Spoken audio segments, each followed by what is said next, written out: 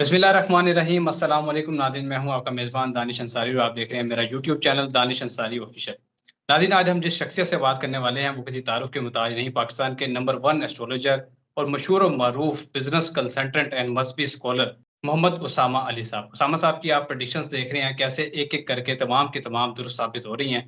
आज हम इनसे ऐसे ही इंपॉर्टेंट प्रेडिक्शंस लेंगे, मुल्की सियासी सूरत-ए-हाल पर गुफ्तगू करेंगे, लेकिन खास तौर पे और सबसे पहले मैं उसामा साहब का शुक्रिया अदा करूँगा कि उन्होंने मुझे मौका दिया है, वो मेरे प्रोग्राम में पहली दफ़ा आए हैं।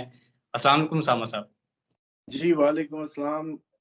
सर बहुत शुक्रिया आपने मुझे मौका दिया है, आपके साथ पहली वीडियो मैं कर रहा हूँ और मेरा पहला सवाल जो आज की सियासत पे सियासी सवाल जो है बड़ा इम्पोर्टेंट है कि चीफ जस्टिस साहब जो हैं वो याहिया अफरीदी साहब मुकर्रर हो गए हैं।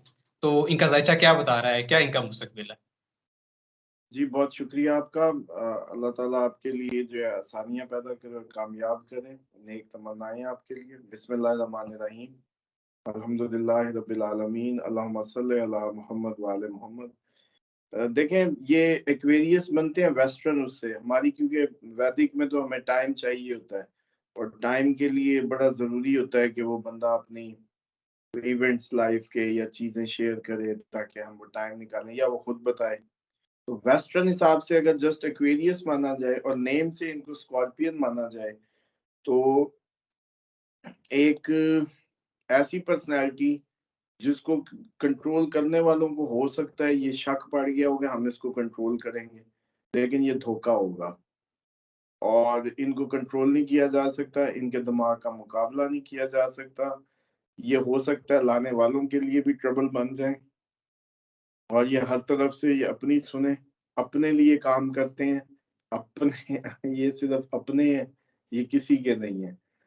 और ये जुमला इनके लिए सबसे बेस्ट होगा कि ये सिर्फ़ अपने हैं और किसी के नहीं हैं। सर तो बात जी, जी। तारीख भरी पड़ी है हमारी, मुशर्रफ साहब को नवाज़ शरीफ साहब खुद ही लाए थे।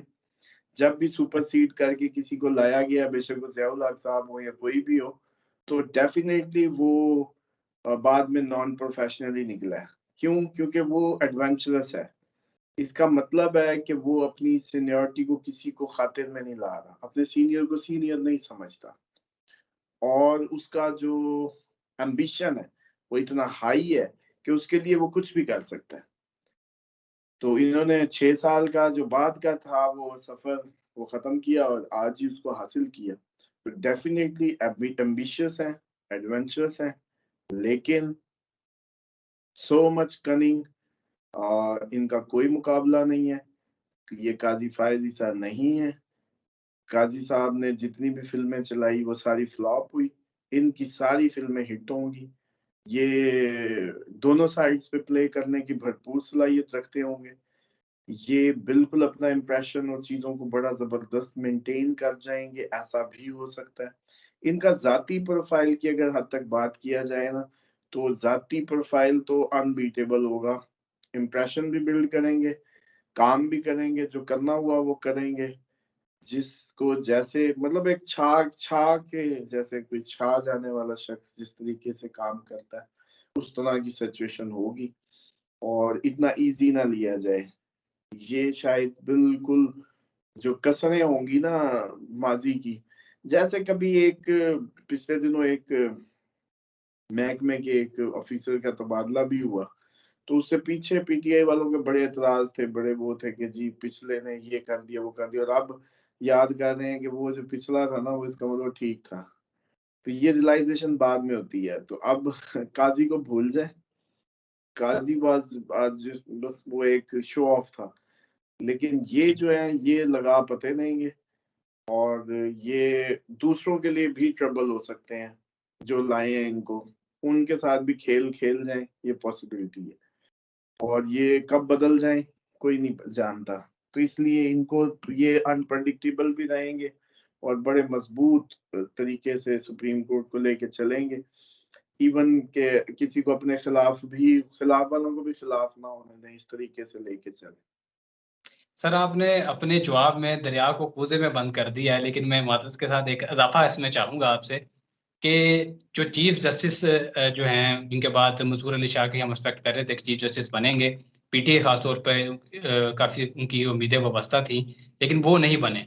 अब याहिया अफ़रीदी साहब पीटीआई के लिए रिलीफ का बाइस बनेंगे या तकलीफ का बाइस बनेंगे? नहीं, ये भी आप लोगों को लगता होता है वो क्योंकि काजी साहब तो वो जैसे कहते हैं अनजान आदमी अगर ऑपरेशन करने बैठ जाए तो वो फिर देर भी लगाएगा, तकलीफ भी ज्यादा देगा और वो अ, खिलाना ज्यादा डालेगा। इन्होंने अब जो करना है ना, बस इन्होंने चुटकियों में करवा देना है, समझ रहे हैं? ठीक ये ज्यादा ठीक कॉन्फिडेंट है, ये पीटीआई की तकलीफ को दूर कर देंगे एक दफा, ताकि पीटीआई ये जो लग रहा है ना पीटीआई को हम हैं, वो उनको पक्का बता देगा कि आप कोई नहीं है। जो भी हकीकत है ना उसके करीब तक ठीक ले जाएंगे। क्यों? क्योंकि फैसले भी आप देखें, इनके आने के बाद फैसलों में भी तब्दीलियां नजर आएंगी आपको। अब ये नहीं होने लगा कि पीटीआई को जी जो फैसला वो सीटें ना मिलने का दिए खड़े हैं तो वो अब चीफ जस्टिस बन के सीटें दे देंगे। अगर ठीक, वो इस तरह के होते तो आते ही क्यों, लाए क्यों जाते? बिल्कुल ऐसे ही है।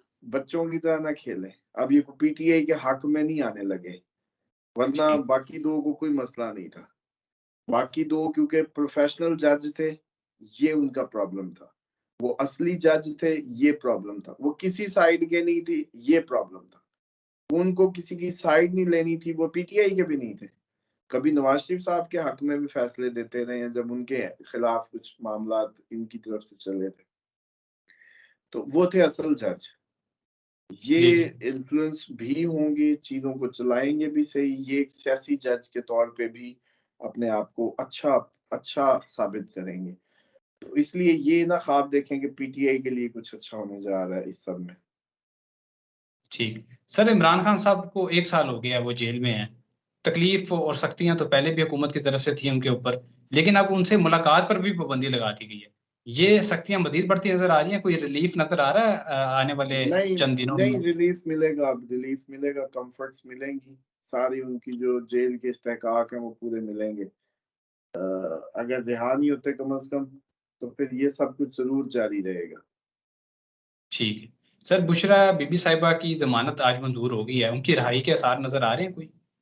हाँ जी, वो रिहा हो सकती है। हो सकती हैं सर। वो रोपकार जिसने जारी करनी थी जज ने, वो तो गायब हो गए हैं, और कुछ लोग खदशात ये जाहिर कर रहे हैं कि उन पर एक नया केस बन सकता है, तो ऐसा और जिसमें उनको जो गिरफ्तारी उनकी डाल दी जाएगी।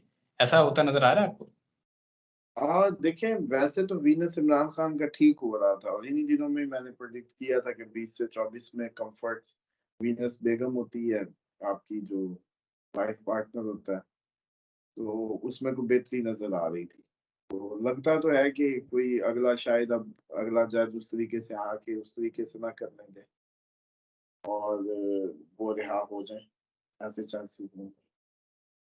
सर, बहुत शुक्रिया, आपने अपने कीमती वक्त में से कुछ वक्त मुझे दिया। उम्मीद है कि आपकी गुज़श्ता प्रेडिक्शंस की तरह ये प्रेडिक्शंस भी दुरुस्त साबित होंगी। वीडियो का अख्ताम करेंगे इस उम्मीद के साथ कि पाकिस्तान आइंदा आने वाले वक्त में मजीद तरक्की की मनाजिल तय करेगा, मुश्किलात से निकलेगा। अगली वीडियो तक के लिए इजाज़त दीजिए। अल्लाह हाफिज़।